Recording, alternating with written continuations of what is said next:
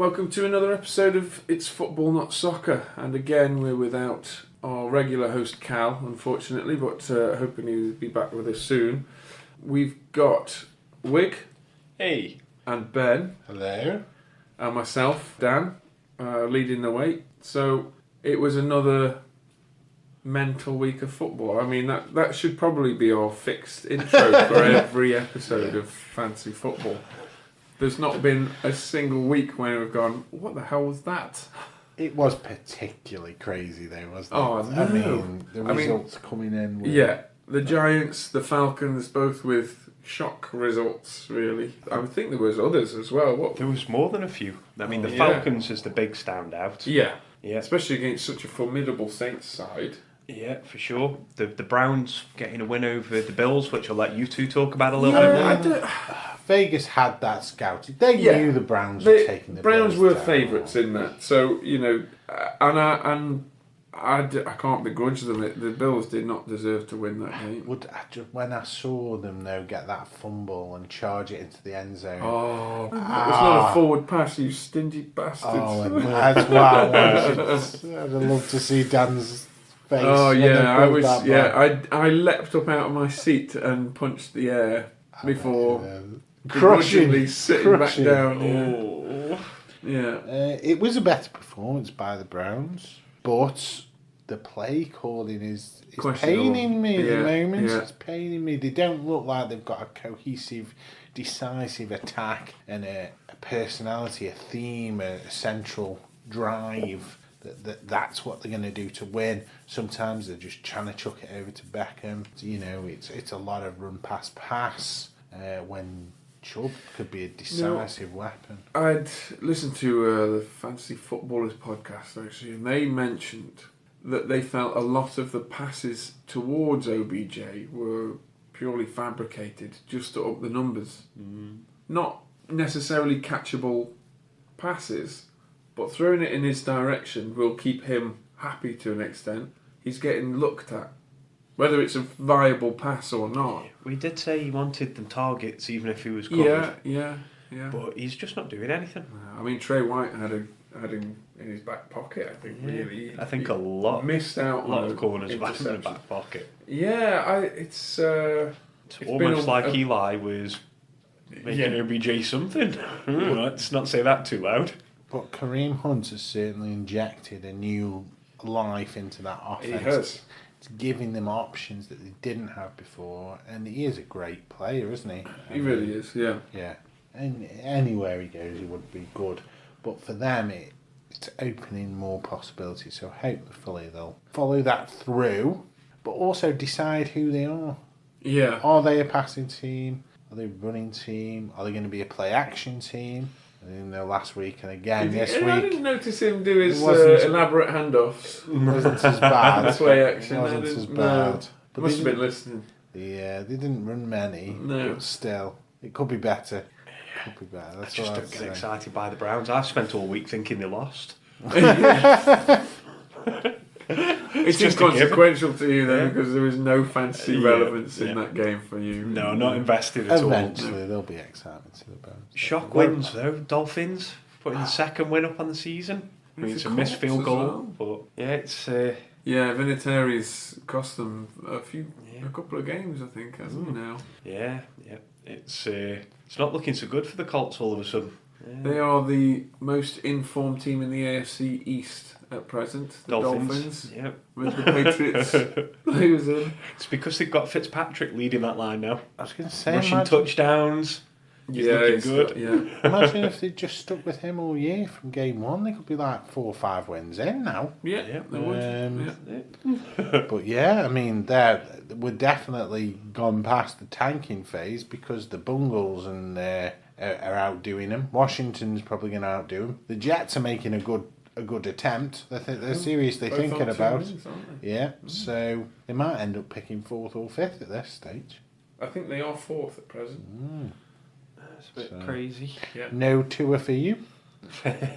Although, is it Tua that they're wanting now? Because he fumbled with nobody near him. Did you see that play? So he's making a scramble for the end zone. Not a player near him. Coughs the ball up. right before the goal line, and because he was out, I think he was out injured for a bit. I'd have to check that, but this was a return game for him. Is it Tua people are still wanting, or is he tanking for the Dolphins to pick him at 4th? Who knows? He's trying to dodge going to the Bengals desperately.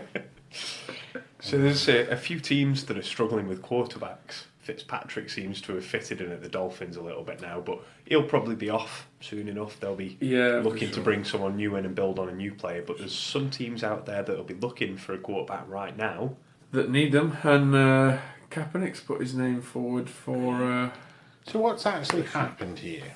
So the NFL have decided they're going to put on a little event, and shop him out a meat market. What I've read is that Kaepernick's agent informed him that on Saturday you're going to be going to Atlanta and you're going to be putting on essentially a combine for teams, because he's got his meetings, his drills, his everything else. It's like a little pro day for him, like he's being drafted all over again. I've heard that there may have been some influence from this new partnership with the NFL and Rock Nation, and Jay-Z's perhaps had a few words. I mean, I don't know. It's purely speculative, and I couldn't sort of follow that up with any evidence, but interesting. The NFL's definitely motivated by its advertisers. Well, for sure, yeah. So there could be some merit in this that. whole thing to begin with. Yeah. So there's 11 teams confirmed that they will be in attendance so far. The list evades me, but a few notables on there are the Patriots, the Redskins. Strange one. I think Lions. The Redskins, and I think it'd be really harsh for him as well, because he's been dealt a bit of a rough hand with his protest and the league taking a tough stand on him. But sending him to the Redskins is a worse punishment than kicking him out of the league. Yeah, well, he's making a stand against racism and gets signed by the Redskins.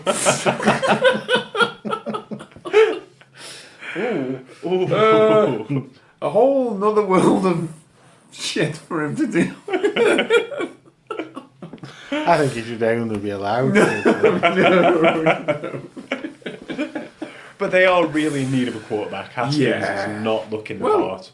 They've got a perfectly serviceable one in Case Keenum. Yeah. But they're choosing to go with Haskins, which is totally bemusing for me. I really think Keenum is a perfectly fine quarterback that would be more productive on the field than Haskins has been. Yeah, they should just put him back in, but they're tanking. They're tanking and they want to give some experience. The problem is, if you're a tanking team and you give experience to a quarterback of only losing, you end up with Rosen. Yeah. Who's been shopped to a few teams again now. Well, it's unusual that. I don't quite understand the... There's talk of him going to the Giants, isn't there? Yeah, Ian had mentioned that he'd heard that the Giants were looking to trade for him, which seems a strange one. I know, having just signed Daniel Jones. Unless they're thinking it'd put another really cheap, good quality, potentially quarterback on the books. You'd want somebody with experience, though. Like a Ryan Fitzpatrick would be a better fit. Yeah. Why have two young... Because there's only one Ryan Fitzpatrick in the league. Well, no, sure, but they're a Kaepernick then. Yeah, Kaepernick. You know, somebody who's I think they got are looking, aren't they? Yes, I think they were one of the other teams. And the Eagles were in there with it, having a little look. Eagles, right? Okay. Yeah, there's quite a few teams. There's quite a few. Atlanta, I think, was one as well. Yeah, he'll end up somewhere for sure. Yeah, because he's going to be playing for peanuts. But will it be next year? Do you think that's it? Which teams now in that push really need the quarterback? And we've got to remember on top of it, he was a decent quarterback, but he wasn't lighting the world on fire quarterback. It's a Super Bowl showing team, you know, he didn't win it, unfortunately. Yeah, but he's not the quarterback who you think this guy's going to be our franchise quarterback. I mean, maybe he'll come back revitalised. Better than about half the starters in the league as it stands. At least as he was. Well, I don't know what. I mean, look at the Lions. They could really do with something like that right now. Well, so with this uncertainty around Stafford, But if he does come back, I mean, is he still going to play in the way that he played with his scrambling, his running, his great arm? It'll be interesting. It would be interesting. He's a very valuable commodity, though, to have. Yeah. So he's going to get signed. Someone's going to pick him up. Why wouldn't they? Yeah. And, why haven't they up until now, though? It seems odd. Well, there's a lot of... There was a lot of pressure on teams to blacklist him. Okay. Yeah, and now is big that... sponsorship money. Now the NFL's done this, has that sort of been wiped away? I think it's just the green lighted go-ahead. him. Yeah, basically. You can We've shunned you long enough. 3 years. Yeah, it does feel like it. Will he just protest again? But that's still going on. Yeah, Some people are refusing to. Yeah, but will he? That's the big one. That's going to be the big news. As soon as he's in a game where he's a starter, is he going to kneel? The guy's going to make more out of advertising and getting deals than he is from whatever he's going to get paid on this contract. Oh, definitely. And it's going to pay him to kneel. It'll be a very small guarantee. Also, is it just circumstance that this came after the week for tribute to the troops? I think politics in America is in a different place now than it was 3 years ago, and to be honest, football and kneeling is slightly less impactful when the president's Donald Trump and he's doing some of the things that he's doing. I mean, it just falls into the middle of craziness. It's, when your president's tweeting ridiculous statements and potentially getting impeached and it's like, some guy's kneeling at a football game. Really, are they? Yeah. What a welcome distraction. So the world does move on, and it does become less impactful. So I don't know if it'll be the ground shaking thing it was when he first did it. Yeah. You're right. The media attention will be drawn to it. Absolutely. They'll be all over Yeah. And some teams won't want that pressure. No, they won't want that. So that'd be. So he's going to the Raiders. Yeah. That'd be perfect, wouldn't it? It would. Wouldn't give us stuff, would they? No. What? Brilliant. More media coverage. That's it. And what better way to introduce him than revealing your new star wide receiver? Yeah. The Raiders are really winning me over this season. I know. Well, they are 6-4. Yeah. They're definitely a bit of a wild card contender. They certainly are. Yeah, they'll probably dip up and down, but if they beat the Bengals, which isn't unlikely, and the Chargers beat the Chiefs, Bengals. then they take the top of the NFC. I can't see Chargers beating the Chiefs, but we've said that about them not beating. Yeah, we have. Yeah. Who did they beat last week? Titans. Titans. They lost to the Titans. No, do you mean the Chargers? No, they lost to the Raiders. Oh yeah, they lost to the Raiders. Chargers lost to the Raiders. Yeah, because Rivers. That was a Thursday night football, wasn't it? Who It's did a they shame beat that the week Cam wasn't here. before? Was it Packers they beat the week before? The Chargers. Yeah. Because we did not foresee that. I mean, you just. Yeah, but that was the Chargers have a lot more to them than I think we've given them credit. Yeah. Well, it was more than 2 scores, wasn't it? Wasn't it a 3-score win as well? I think it was like Packers. 15 points up. Yeah, it was a really Yeah, it was a convincing one. The thing is, how you beat the Raiders is you throw the ball. And they were like, no, we shall hand it off to Melvin Gordon all game. Which is fair Rivers enough. kept on throwing interceptions over and over. That was more towards the end of the game when they were down. Wasn't it like the first throw of the game? Yeah, really? First couple. Yeah. He threw to Eric Harris twice. That's it, yeah. And he caught another interception, but it was called back for a penalty, I think, late on as well. It was a bad day for Rivers. It really was. But against the Chargers, against the Chiefs in Mexico, you run the ball, don't you? Who knows? We know how to. We know what you do against the Chiefs. And that's what the Chargers like to do. Yeah, just get Melvin Gordon hitting it for 2 yards, 2 yards, 20 yards, 2 yards. I think the Chiefs have got a bit of an answer for that, you know. Really? It's literally just to stack up the box and make them throw on them. They seemed to do it the other week with it. Defensively, you remember? Well, yeah. Did you see? You see how Henry Henry bulldoze through you? Henry was fantastic with it because they were stacking it for the short runs. So there was very little room for him to He's one that loves contact. Yeah, and he will plough through you. He was very good. But the tackling was dreadful from the Chiefs. But he was getting out to like the C gap. He wasn't going straight down the middle like teams were letting him before. No, but they were afraid to tackle him. I mean, I don't blame them. No. Yeah. But the tackling wasn't very good by the Chiefs. Yeah. Can't afford to do that. Because I've heard Melvin Gordon doesn't mind a bit of contact. He's quite large. Yeah. So let's hope, eh? Well, he's quite large, but he's still like a large I think child. what will be more of a than problem Henry. for though is Chargers' defensive line. Bosa and Ingram have just been formidable. They have, but Yeah, I am not so worried for Mahomes. He's good at getting the ball away quick when he He is, needs to. but hasn't their guard gone on IR as well now? One of the guards. I'm pretty sure he's playing with just a bunch of pickups at this point anyway. Like his It's offensive nervous. line's That's just falling to nerve-wracking, that pieces. is, with your offensive line going down like that. No, he seems to be getting a bit of a connection with Hardman. Where I mean, he only targeted him the once with it, but it seems like he knows where he is for those outballs with it. Because that was the one time he was going to get sacked like real bad that he could see coming quickly, and he just went straight out to Hardman for a big touchdown. Hardman's passer rating when thrown to is something like 151.3. He's catching that one pass every time. He didn't get targeted with Matt Moore either. Like he was a forgotten man. No, he with did. Moore. He got a big play from Matt Moore.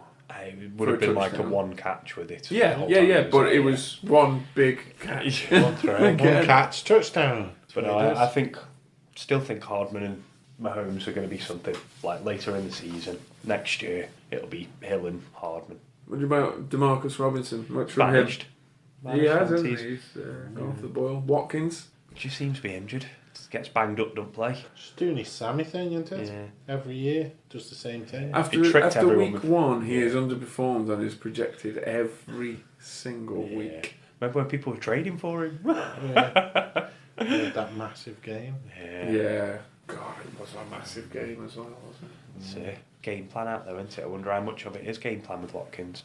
He's getting targeted plenty, though. He is. So, yeah. It's just when Hill's back and he's getting 19 targets in a game. There's not much space Hill, for anyone Hill else. Sort of, he's got that magnet to him, hasn't he? That Mahomes likes. And there's so something about some good. players where they want the ball more. And Hill's one of them players where if that ball's going near him, it's his. Yeah. You know, you're going to have to put two guys on him and he'll still bite someone. He outleapt that. Was it Texans? Oh my God. He's 5'6". He's against guys who are 6'3", 6'4". Crazy. And we've just had news break on Callaway being released by the Browns. I mean, we're recording this just before the Browns-Steelers game, but he's about to appeal a 10-game suspension. Can't That stop never getting goes well. high, can he? No. Gone first round, but he got high. Could have been a starter, but he got high. Now he's been booted out. Because he got high. He wasn't an integral part of the offense, was he? No. Maybe he'll move on to a different team. Maybe he'll end up in the XFL playing for peanuts. Yeah.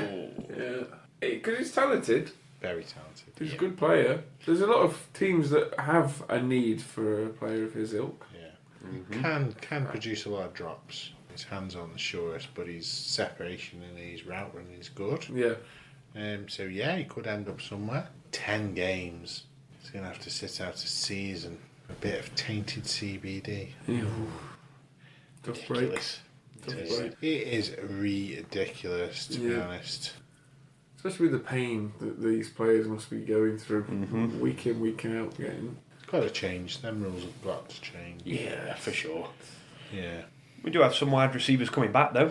We do, yeah. We've got John Ross coming back off IR. Very exciting player before he went out. Didn't shame he went. Yeah. Getting about 10-12 targets a game on average. Funny, at the start of the year, the Bengals' offense, even though they were losing, they were seeming really aggressive. It really was. Yeah, it was Boyd and Ross were a real good duo. Dalton was fourth passer up until he got dropped, wasn't he, on the year? Which, another shock decision, but there we are.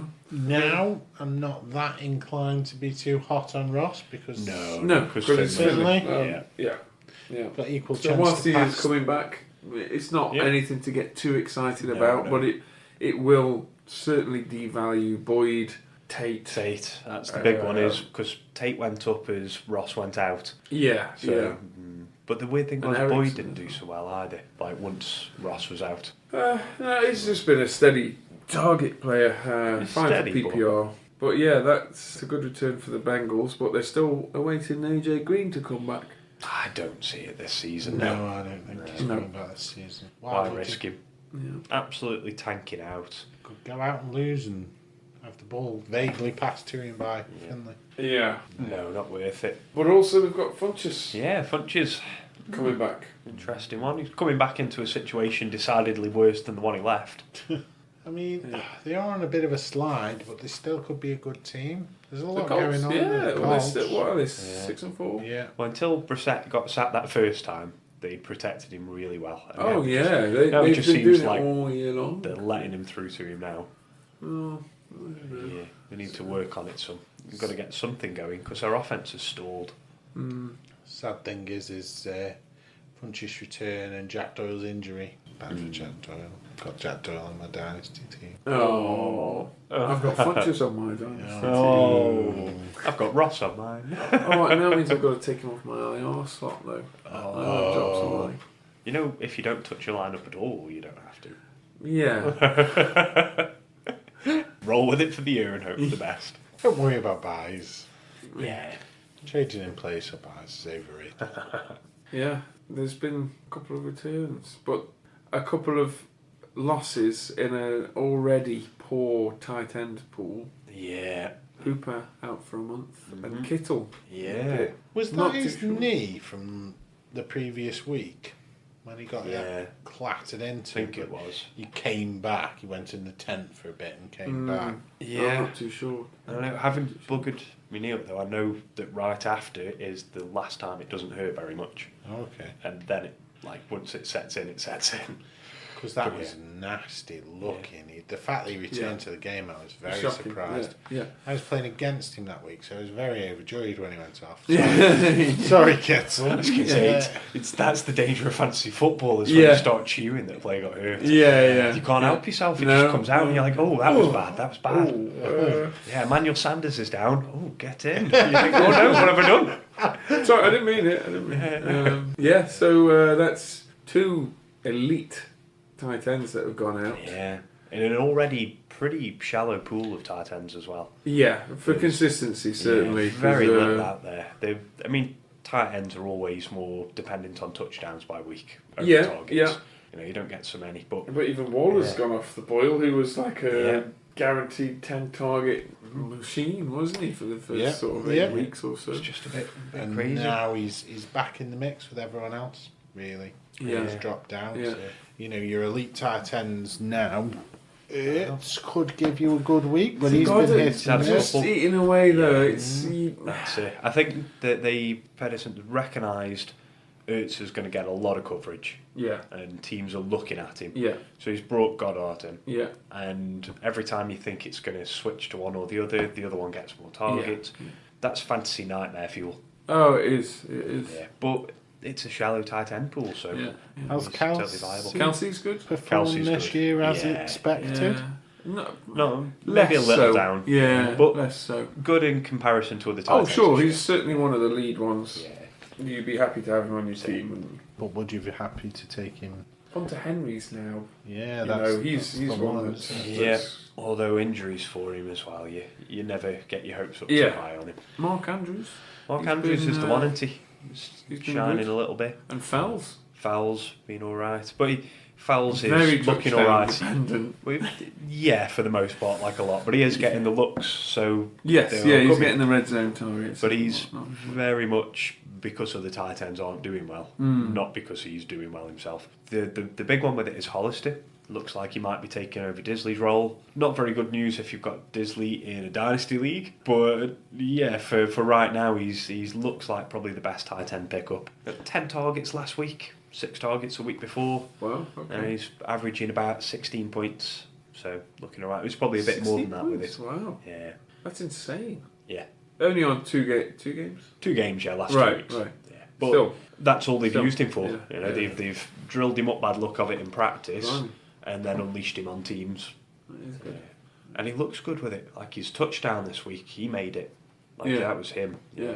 Out of nothing, stuck an arm out. Yeah, really made that.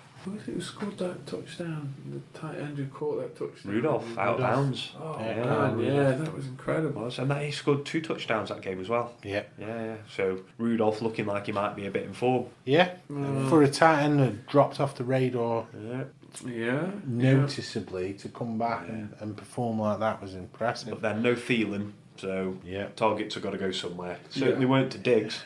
Diggs plays better with Thielen on the pitch. You get that quite a lot with a lot of wide receiver duos, where they do much better with them both on the field. But that win by the Vikings was huge. It was huge.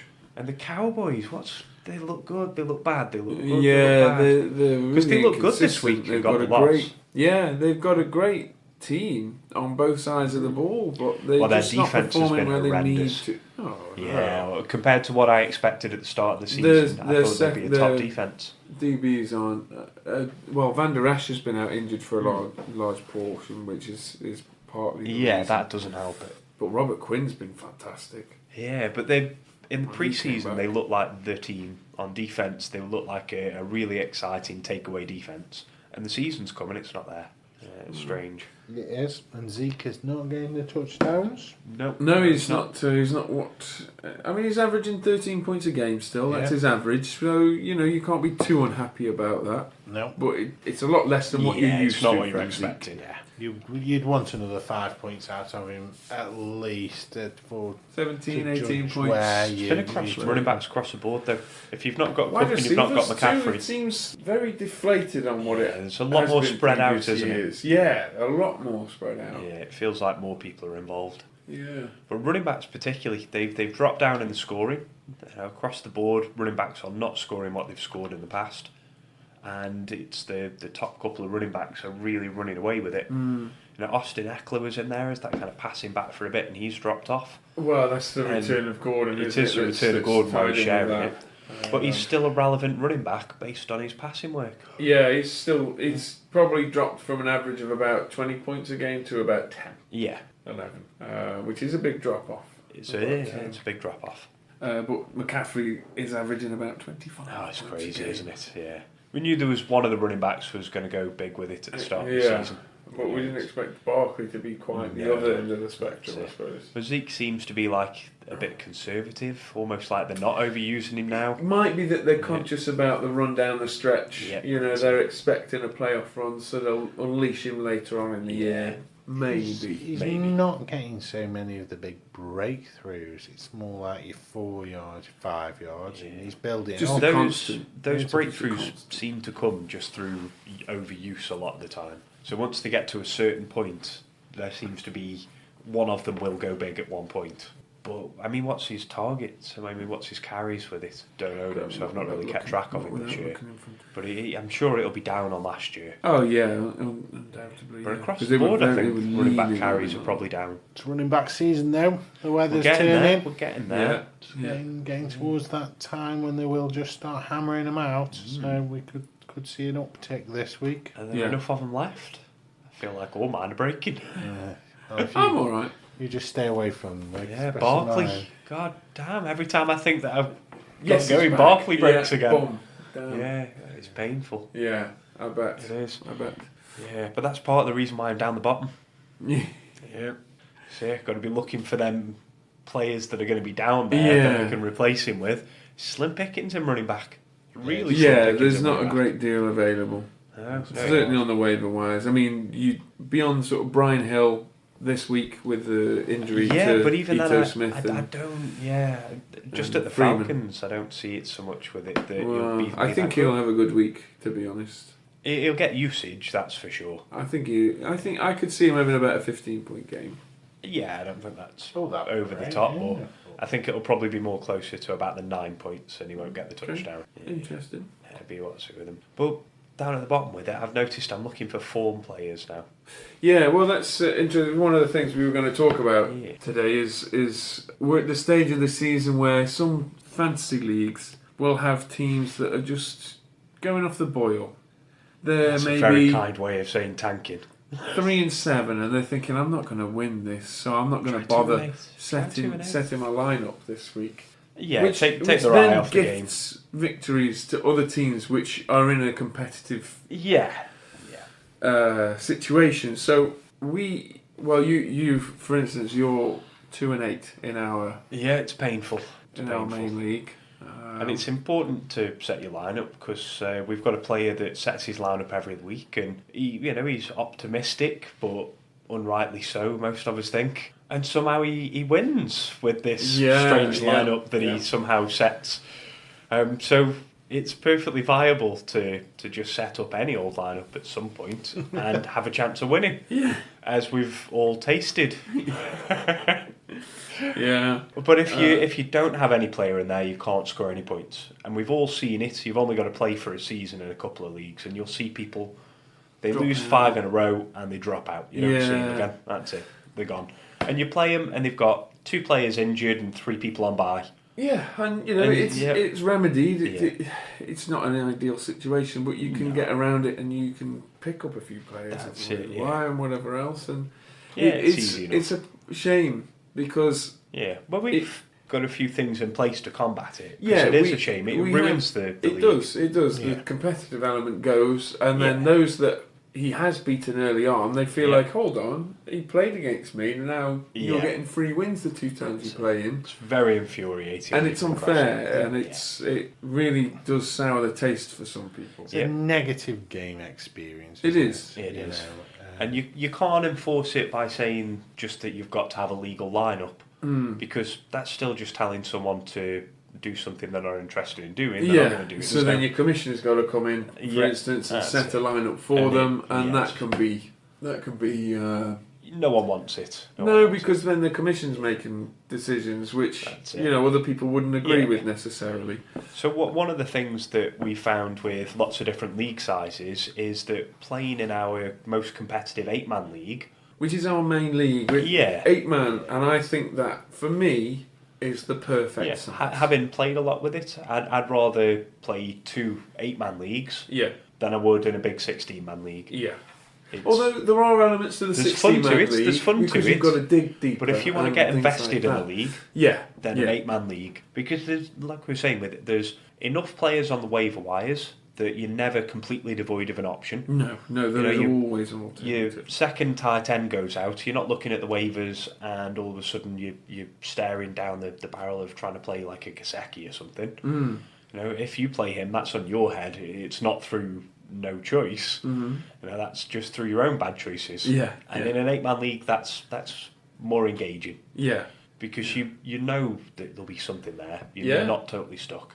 You're not going to run out of running backs, because once you get down to running back 16 to running back 30, there's not much in them. But if you're playing in a 16-man league, you're using 32 running backs at least. Probably using 40. And if you lose a couple and someone else has already picked them up, you ain't got nothing. You look at it and you think, well, I can't win, really.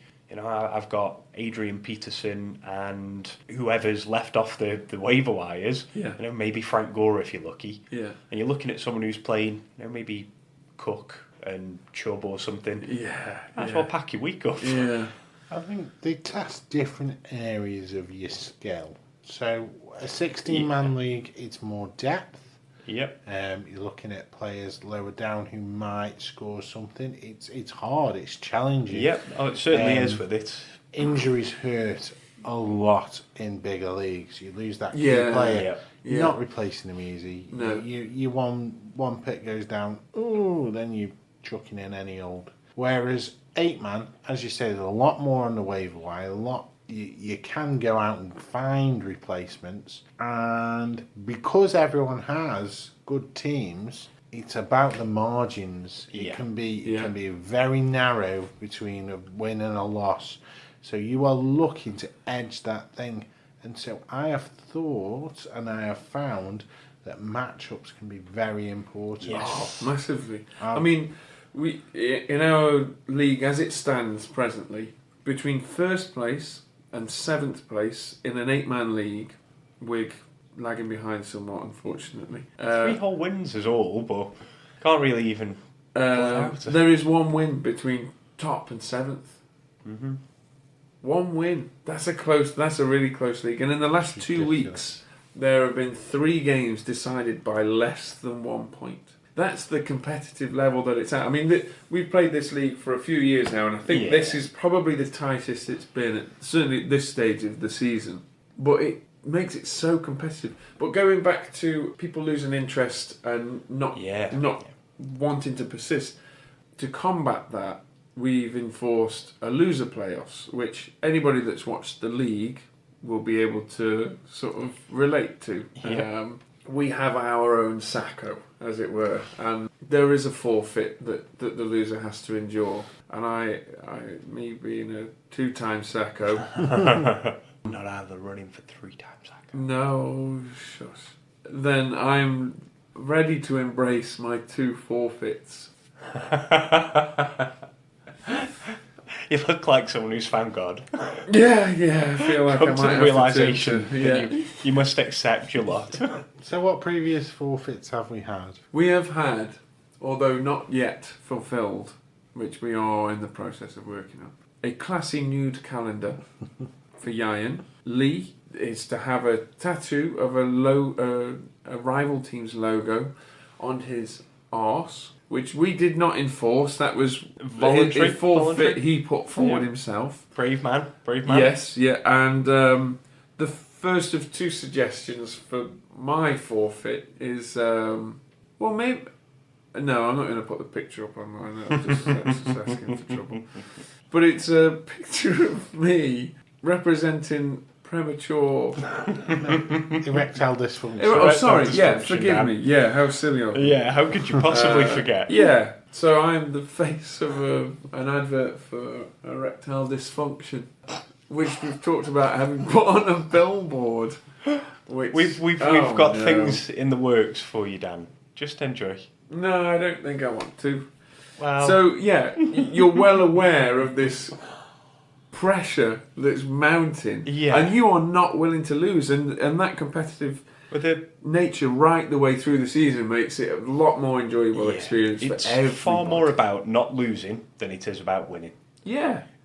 I've won it. Yeah. It's good. It's fun to rub people's noses in it. Yeah. But the fear of losing when you hit them Sacco offs is a completely different kind of motivation. God, yeah. It is horrendous. Yeah. It is. So I'm staring at it again. Yeah. And that's certainly one way we've found to combat that. But to stop it from... That only works if you had 16 men. Yeah, and it becomes you've got that kind of thing. Even if everyone was invested... Yeah. Because of the difficulty of replacing players on the waiver... It can feel very unfair with that, especially on the injuries. I've been struck by injuries in the 8-man league. Yeah. But even with all the injuries, there's still enough there to at least be competitive. Yeah. It's more the injuries mid-game that have done the damage to you. Sure. Than being able to replace them with anyone. Yeah, that's the nature of the beast, isn't it, unfortunately? So come the week around, the lineup I'm putting out on paper is a lineup that is objectively a lineup that can compete. Yeah. Whereas...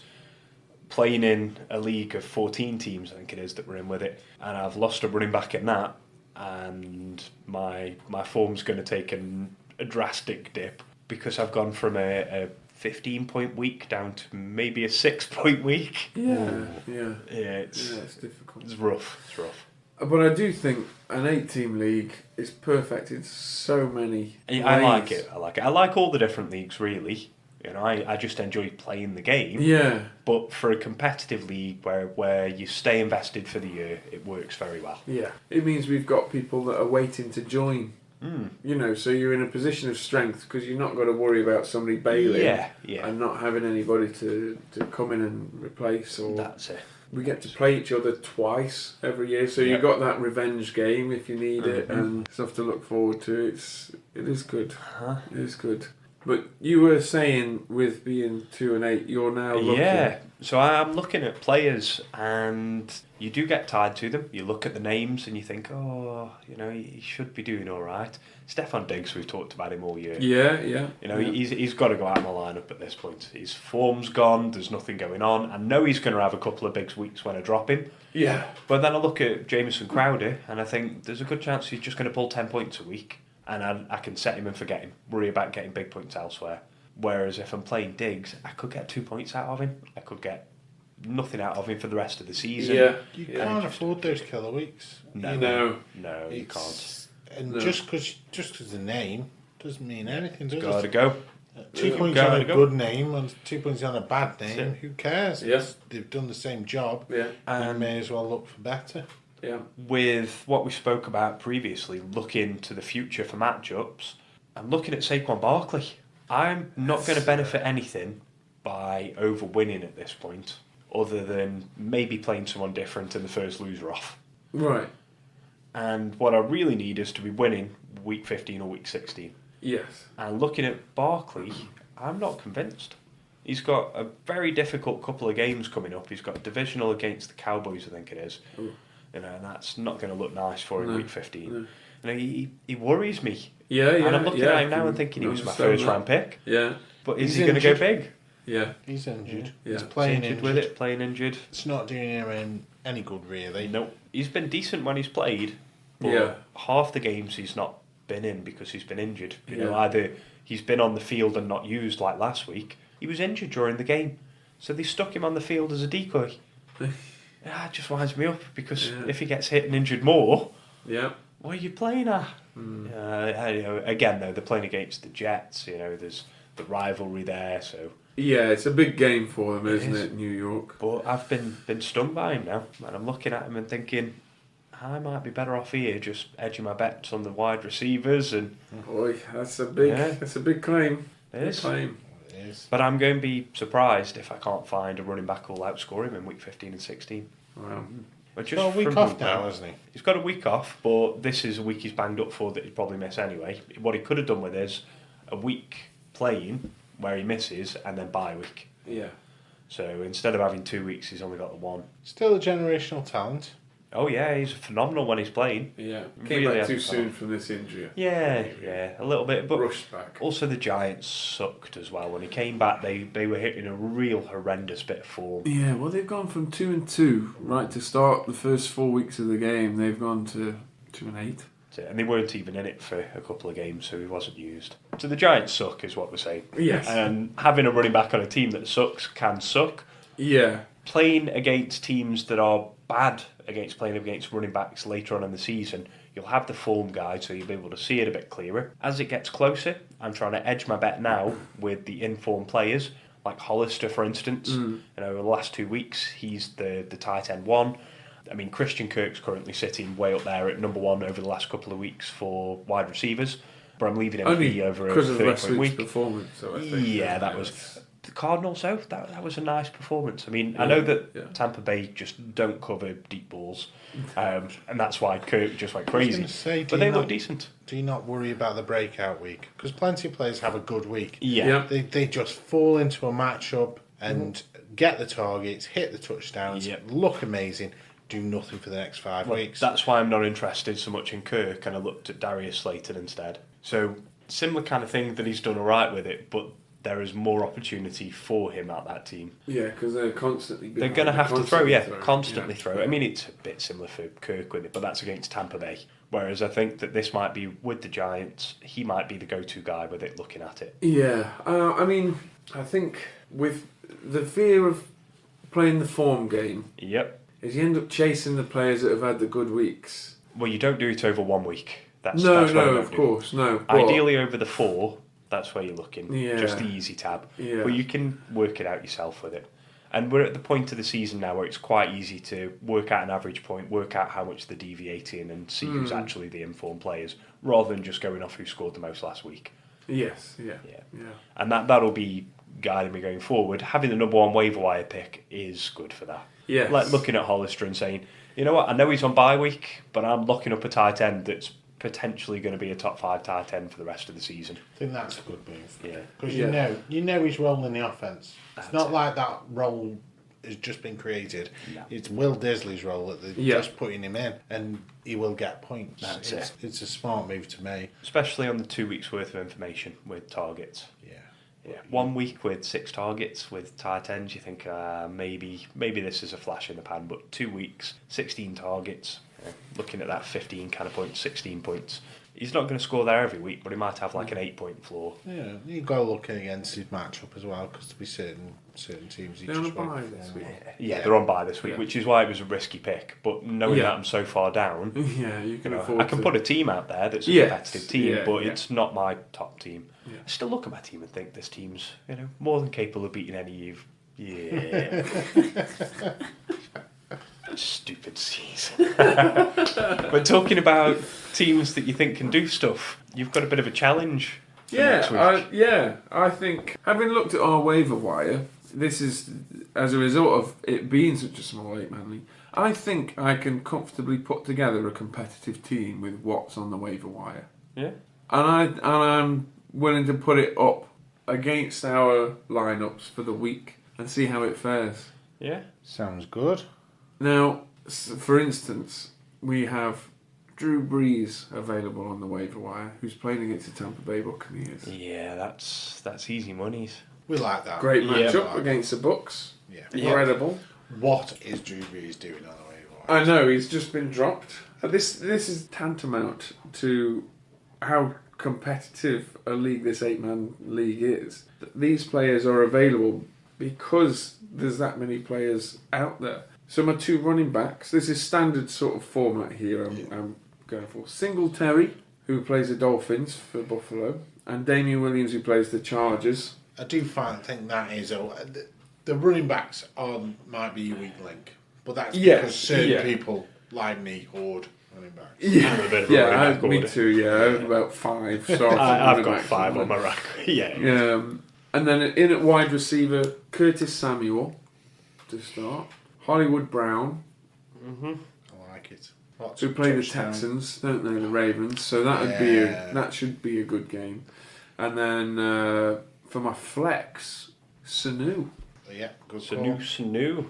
I think he'll have a good game. Yeah. Jared Cook as my tight end to couple up with Breeze. Hopefully that'd be a nice duo. Yep. And then my kicker, who has gone off the boil as you mentioned, Wig Sly for the Panthers. Started off great, but He hasn't done more than 2 field goals for at least 4 weeks. Well, they play the Falcons this week. Yeah. So I'm thinking he gets into some good positions there to... It's a bit embarrassing. It's a bit Panthers heavy, actually, this team is, with Curtis Samuel, Sly, and then for my defence, the Panthers. Yep. But I think that's a competitive team. I bet I could outscore perhaps 2 teams. 2 teams. 2 teams out of the league. I'm hoping I'm not one of them. I think you need a little bit more boom or bust in that team, just because you haven't quite got the big name players. Yeah, maybe I'd probably switch out maybe one of the receivers for Kirk on the off chance he has a repeat. Well, who do they play though this week? It really don't matter at this point who they play if they're just going to wing the ball to him and hope. But these are all quite good matchups. Yeah. Samuel against the Falcons. But I think you need one potential. I think that's Hollywood though. Well, I hadn't done it since week 1. He had another, I think maybe week 7. He's had some good catches, but he hasn't had the same game. Oh, is it? I wouldn't. Is it the 49ers? It is. Oh yeah, okay, no. If it's the 49ers, no. I think there was a reason because I did look at Kirk. There was a reason I didn't select him, and that is why. No, and then they're on a bye the week after, aren't they? They are. Yeah, so not that I'm expecting this to go anywhere. Who knows? You could outperform your team. I might drop my team. I think week 16, the 49ers play against the Rams. And the Rams are going to be a horrendous team for that week. Cooper Kupp, you're going to have to worry about. Don't play Goff. Gurley's out. Yeah. Oh, that is a tough one. Mm-hmm. And it's tough for the Rams defence too. So but I mean that's a serviceable team for. Yeah, it's got a chance. I mean, it could certainly beat some of the teams that I've seen put up against me that have beat me. Yeah. That's the sad point, isn't it? I think Sanu's going to be an interesting one going forward for the rest of the season because he had 14 targets. He's at the Pats though, which for I me know, is always a big question mark. I agree, but he's got a certain stature and catching ability to him, which hasn't. I really hope he throws the ball to Brady. That's not going to happen. Really hope he does. Well, they know not to do that now. But I really want to see it to Brady for a touchdown. But I reckon 90 points. Breeze might well get you a chunk of that way. If points. he throws it to Cook, you're going to be if I get that, I'd be happy. Yeah. And that's from the waiver wire. That's waiver trash. Most weeks a team, will be around 90 points, at least one or two. There's some favourable matchups there. Who knows? We shall see. If you think you can do better with your waiver wires, then why don't you send us what teams you can put together with your waiver wires? You should have a look with the 16-team leagues. Yeah, oh God, yeah, no, maybe not. Maybe with the Sleeper League we've got on the go. See if he can score 10 points. Yeah. Oh, yeah. The 10-point challenge. Yeah, definitely. Yeah, but there is a few other options that I could have gone with, but no, I think that's pretty solid, really. So that's it from us for this episode. So thanks for listening. Yeah, thanks for listening along. Thank you. Give us your feedback and positive reviews and anything you'd like us to talk about going forward, or any selection headaches you might have, and if we can remedy it for you, then we will. I'll tell you exactly who's going to break. Thanks for listening.